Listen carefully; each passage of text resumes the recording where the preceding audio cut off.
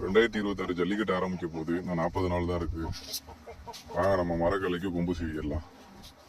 கொம்பு சீவுறது எப்படின்னு பார்த்துடலாமா? பக்கிற மாதிரி தான் எடுக்கலாம்.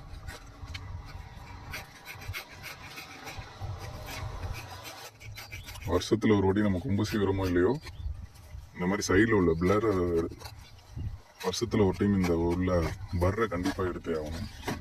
இல்லைன்னா நம்ம மாட்டோட கொம்பு பார்த்தீங்கன்னா உள்ள சிலார் அடிச்சுக்கிட்டு ஒரு மாதிரி பார்க்கவே ரொம்ப அசிங்கமாக இருக்கும். இதை ஆள் கூப்பிட்டு தான் பண்ணணும்னு இல்லை, நீங்களே பண்ணலாம்.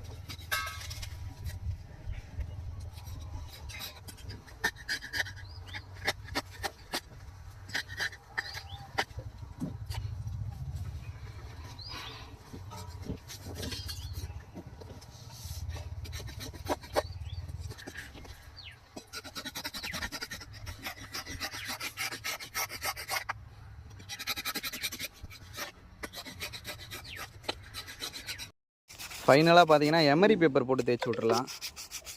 எமரி பேப்பர் தேய்ச்சா தான் நமக்கு சைனிங் கிடைக்கும். நல்லா சைனிங்காக இருக்குது. லாஸ்ட்டாக 2 கொம்புலையும் விளக்கெண்ணெய் தேய்ச்சிக்கலாம் ஃபுல்லாக.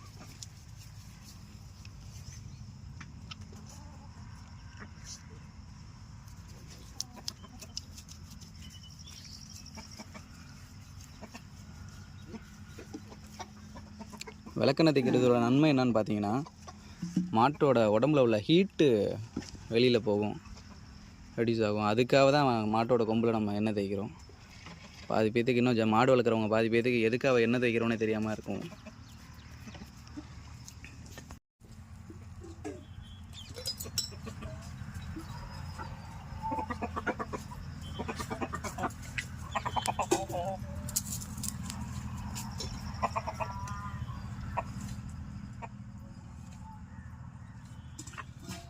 ஒன்றில்